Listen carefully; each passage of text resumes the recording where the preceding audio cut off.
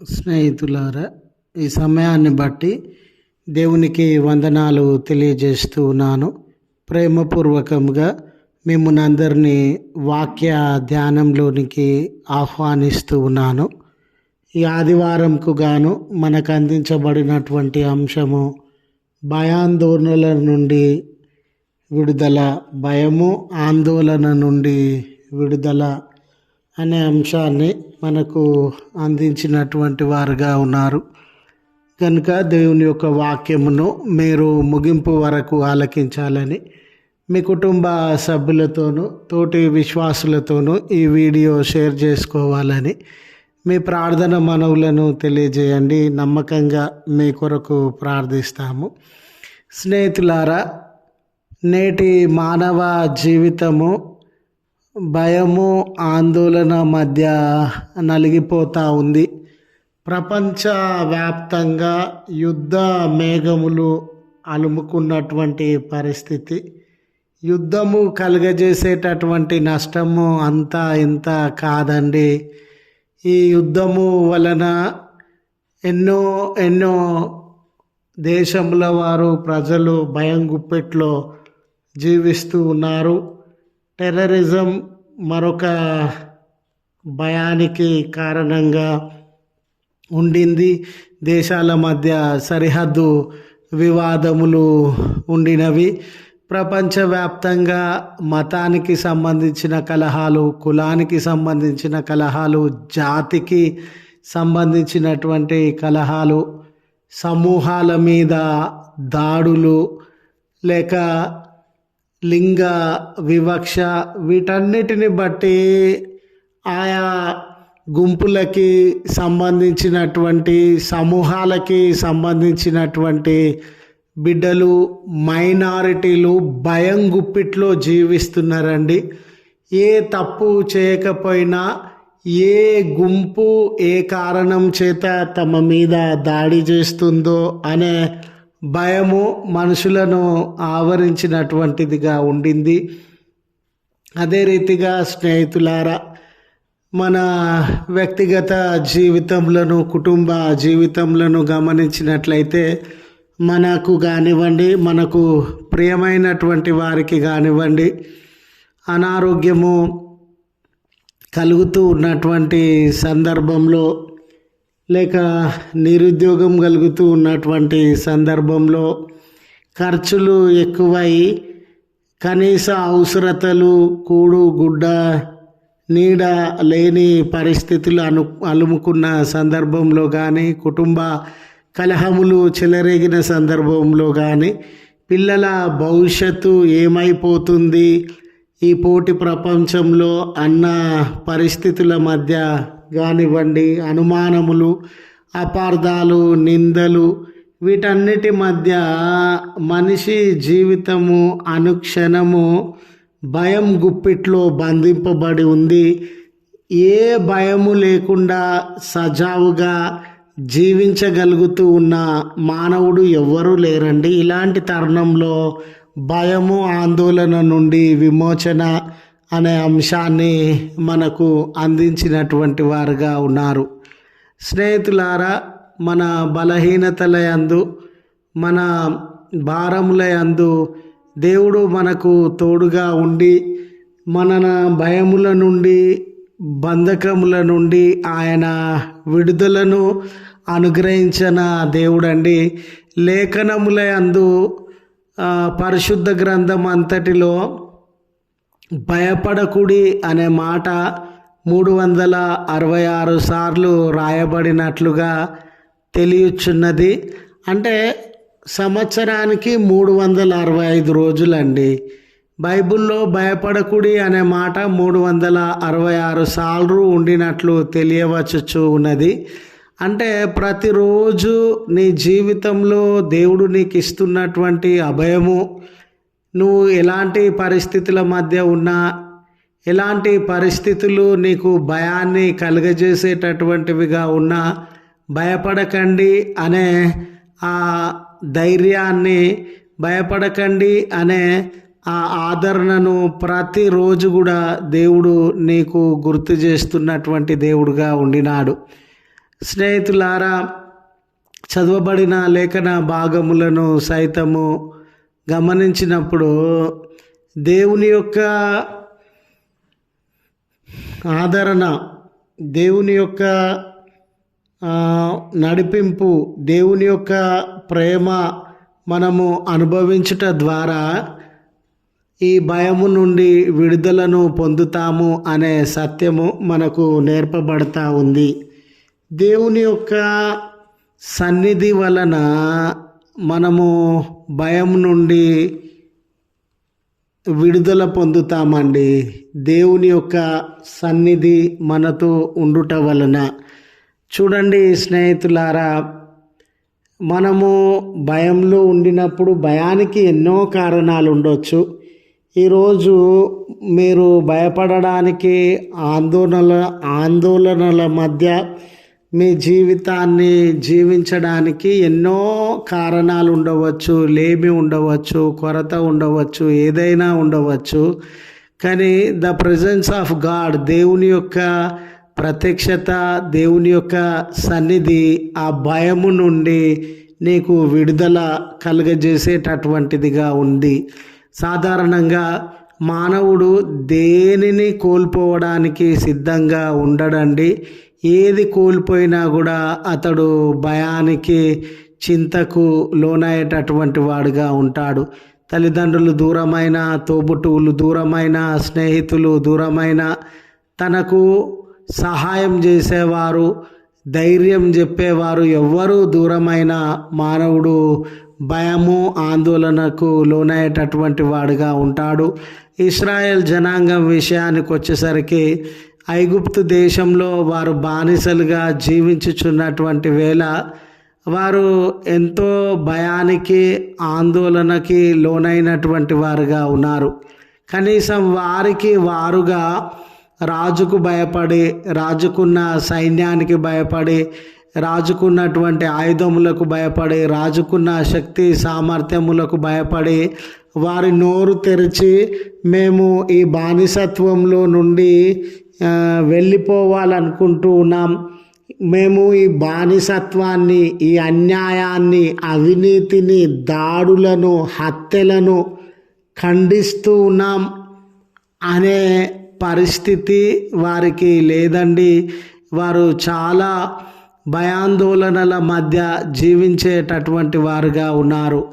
ఆ ప్రశ్నించే గొంతు కానీ, ప్రశ్నించే ధైర్యం కానీ వారికి లేని తరుణంలో దేవుడు మోషేను వారి మధ్యలోనికి పంపి ప్రశ్నించే గొంతుగా, విడుదలను అడిగేటటువంటి గొంతుగా వారి మధ్య ఉంచినాడు.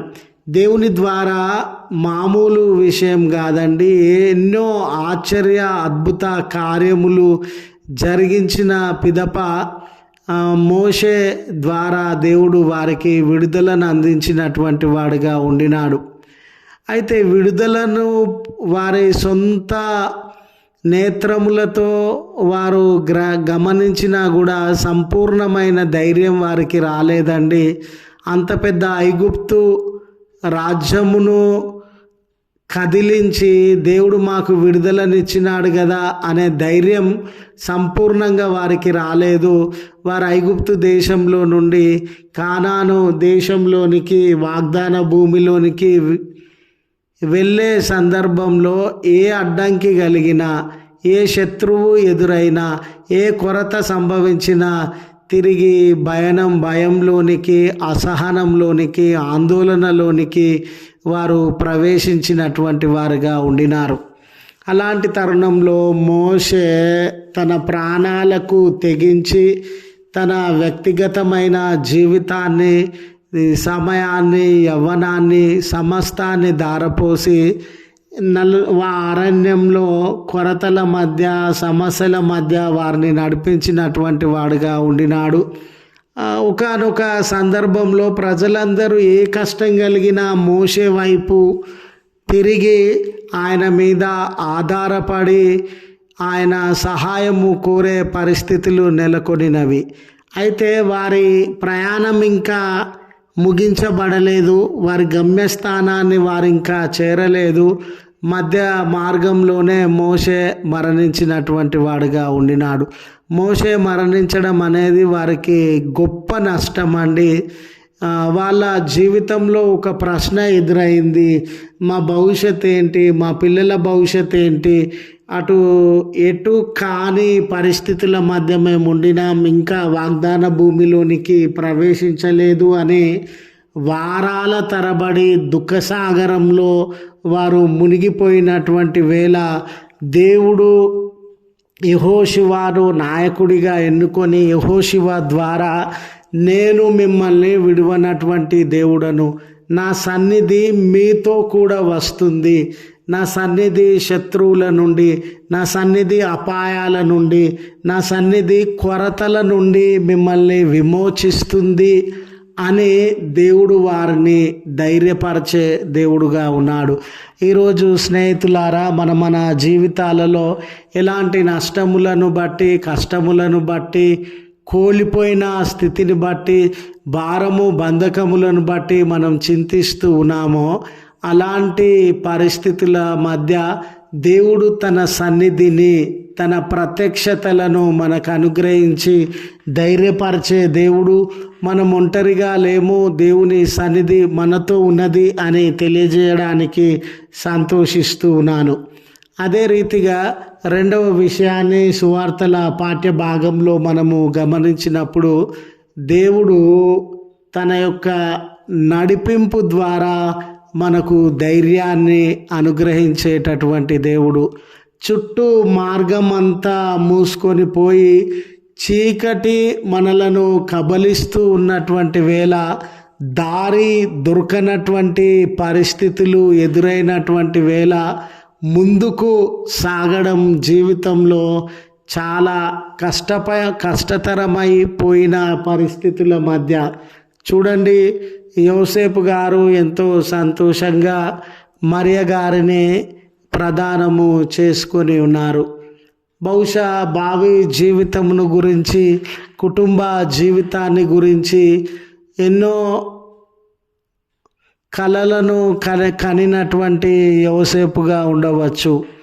అతడు నీతిమంతుడు గనుక, యథార్థవంతుడు గనుక, భక్తి కలిగినటువంటి వాడు గనుక తన జీవితంలోనికి వచ్చుచూ ఉన్నటువంటి స్త్రీని, మరియమ్మ గారిని సానుకూలంగా ఆహ్వానించి తన కలల సామ్రాజ్యాన్ని నిర్మించుకోవాలి అనే పట్టుదలతో ఉండిన వ్యక్తిగా ఉండవచ్చు. అయితే అనుమానం అనే పెనుభూతము అతని కలలనన్నిటినీ నాశనము చేసినటువంటిదిగా ఉండింది. వారు ఎప్పుడైతే మరియమ్మ గర్భిణి అని తెలుసుకొనినారో వారి హృదయము విరిగిపోయింది, వారిలో ఉన్నటువంటి నెమ్మది తొలగిపోయింది. వారు నిరాశ నిస్పృహలకి లోనైనటువంటి వారుగా ఉండినారు. చివరికి మరియమ్మ గర్భిణి అని తెలుసుకొనినప్పుడు బహుశా ఈ స్త్రీ అపవిత్రమైన స్త్రీ గనుక, ఈ స్త్రీ చెడు నడతలో ఉన్నటువంటి స్త్రీ గనుక, నా ప్రమేయము లేకుండానే ఈమె గర్భిణిగా ఉండింది, గర్భవతి అయ్యింది కనుక ఈమెను విడనాడాలి అని ఆయన నిశ్చయించుకున్నటువంటి వాడుగా ఉండినాడు. ఈరోజు అనుమానం అనే పెనుభూతము ఎన్నో కుటుంబాలలో చిచ్చుబెట్టి భార్య భర్తలను దూరపరిచినటువంటిదిగా, స్నేహితులను దూరపరిచినటువంటిదిగా, సమూహంగా జంటగా బ్రతుకుతున్నటువంటి జీవితాలను విడగొట్టి వారు మానసికంగా, భౌతికంగా ఒంటరితనాన్ని, భయాన్ని అనుభవించుటకు కారణమైనటువంటిదిగా ఉండింది. ఈ సత్యము మరుగు చేయబడి అనుమానానికి లోనైన పరిస్థితుల మధ్య మీరు చూడండి, వారి జీవితాలు కూలిపోతూ ఉన్నటువంటి వేళ, వారి జీవితాలు ఒంటరితనానికి లోనవుతూ ఉన్నటువంటి వేళ, వారి మనసును చీకటి కమ్మినటువంటి వేళ, వారి జీవితాలను సత్యము కాకుండా అనుమానము నడిపించుచున్నటువంటి వేళ, వారి జీవితాలు పతనానికి లోనైనటువంటి వేళ, దేవుడు తన యొక్క దర్శనము ద్వారా, దేవుడు కలల ద్వారా, దూత ద్వారా యోసేపుతో మాట్లాడుతూ ఉన్నటువంటి సందర్భం. ఆయన నీవు అనుకునుచు ఉన్నటువంటి అనుమానము సరి అయినటువంటిది కాదు. మరియా గర్భము దాల్చిన విషయము, ఆమె పరిశుద్ధాత్మ వలన గర్భము దాల్చింది. నువ్వు విడిపోవడానికి వీల్లేదు, నువ్వు దూరం కావడానికి వీల్లేదు.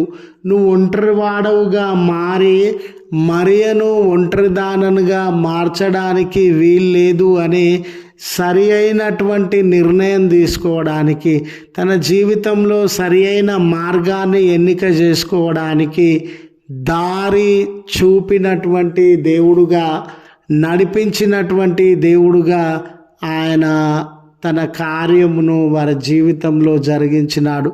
ఈరోజు కూడా అయ్యో నా ముందు ఎన్నో అనుమానాలు ఉండినవి, నన్ను ఎన్నో సందేహాలు కలవర పెడతా ఉన్నవి, ఈ సందేహముల వలన నా కుటుంబం పతనమైంది, నా సంబంధ బాంధవ్యములు పతనమైనవి అని కృంగిపోతూ ఉన్నటువంటి వేళ దేవుడు నిన్ను గైడ్ చేసి, నిన్ను సరి అయిన మార్గంలో నడిపించి, నీలో ఉన్నటువంటి ఆందోళనను దూరపరిచేటటువంటి దేవుడుగా ఉన్నాడు. మూడవ విషయాన్ని యోహాను రాసిన మొదటి పత్రిక 4వ అధ్యాయములో గమనిస్తామండి. త్రూ హిజ్ లవ్, వారి యొక్క దేవుని యొక్క ప్రేమ వలన మన భయాన్ని ఆయన దూరపరిచేటటువంటి దేవుడుగా ఉండినాడు. చూడండి స్నేహితులారా, దేవుడు ప్రేమామయుడు.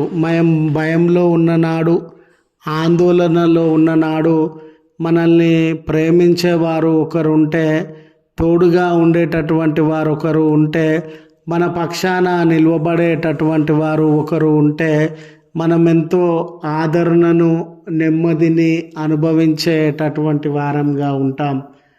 చూడండి స్నేహితులారా, ఈ యోహాను భక్తుని రాతలలో అతడు జీవమును గూర్చినటువంటి మాటలను, అతడు వెలుగును గూర్చినటువంటి మాటలను, అతడు ప్రేమను గూర్చినటువంటి మాటలను ప్రస్తావిస్తున్నటువంటి వాడిగా ఉండినాడు. మానవ జీవితము చీకటిమయమైపోయిన పరిస్థితుల మధ్య, మానవ జీవితము పతనమైన పరిస్థితుల మధ్య దేవుడు వెలుగుతో మానవ జీవితములను నింపగలిగినటువంటి దేవుడని, దేవుడు జీవంతో వారి జీవితములను నింపగలిగినటువంటి దేవుడని, దేవుడు ప్రేమ స్వరూపిగా ఉండినాడని, బలహీనులమని లేక పతనమైనటువంటి వారమని, క్రింది స్థాయికి చెందినటువంటి వారమని, బంధకాలలో ఉండి మమ్మల్ని మేము రక్షించుకోలేము, మా బలహీనతలలో నుండి బయటకు రాలేము అని విలపిస్తూ ఉన్న మనుషుల పట్ల ఆయన ప్రేమ కలిగినటువంటి దేవుడుగా ఉండి వారి చీకటులను, బలహీనతలను అన్నిటినీ తొలగించి వెలుగుతో, జీవంతో వారి జీవితములను నింపగలిగినటువంటి దేవుడని యోహాను రాస్తూ ఉన్నాడు.